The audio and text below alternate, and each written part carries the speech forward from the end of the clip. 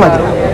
Recent గా ఏంటంటే మన జగన్ గారు సంక్రాంతి తర్వాత నియోజకవర్గాలలో స్వయంగా తానే వెళ్ళి కలుస్తాను, అక్కడ మాట్లాడతాను అని చెప్పారు కదా. అక్కడ ఎవరైతే నియోజకవర్గాల కార్యకర్తలు ఉన్నారో వాళ్ళందరితో కూడా మాట్లాడతారు, అక్కడ ఏంటి సమస్యలు ఉన్నాయో తెలుసుకుంటాను అంటున్నారు. ఈసారి ఖచ్చితంగా మళ్ళీ ఇప్పుడు అప్పుడు గతంలో చూసుకుంటే పాదయాత్ర చేపట్టారు, ఓట్లు కొల్లగొట్టారు.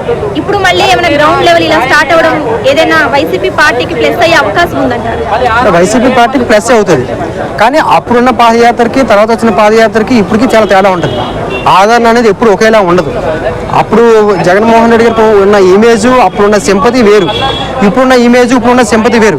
అదే సింపతి రాకపోవచ్చు, కానీ ఎవరైతే వైసీపీ వాళ్ళు ఉంటారో వాళ్ళకి కొంత ప్లస్ అవుతుంది. ఎందుకంటే క్యాడర్ బలహీన పడకుండా, క్యాడర్ షిఫ్ట్ అయిపోకుండా, ఇప్పుడు ఆల్రెడీ వేరే పార్టీలు కూడా షిఫ్ట్ అయిపోతున్నారు. సో అలా షిఫ్ట్ కాకుండా వాళ్ళకి భరోసా ఇచ్చే అవకాశం ఉంటుంది.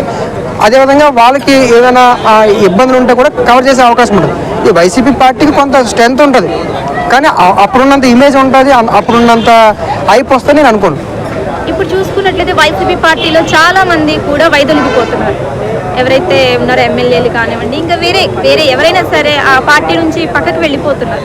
ఎలా చూసుకోవచ్చు అసలు పరిణామం? వైసీపీకి చాలా గట్టి దెబ్బ ఎలక్షన్స్ తోనే జరిగింది అంటే ఇప్పుడు ఉన్న కొద్ది మంది కూడా ఉన్న పార్టీని వీడి వలస వెళ్ళిపోతున్నారు. నేను ఎలా చూడచ్చు? నిన్న మొన్న ముత్తంశెట్టి శ్రీనివాస్ గారు వెళ్ళిపోయారు. అది విశాఖలో చాలా పెద్ద దెబ్బ. అది ముత్తంశెట్టి శ్రీనివాస్ గారు వెళ్ళిపోతారని నేను అనుకోలేదు.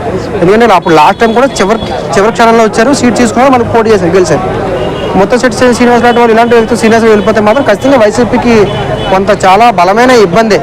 పార్టీ వీక్ ఉంది, ఉన్న వాళ్ళు తక్కువ ఉన్నారు. ఆ తక్కువ వాళ్ళు వెళ్ళిపోతే క్వశ్చన్ చేసేదానికి ఉండదు.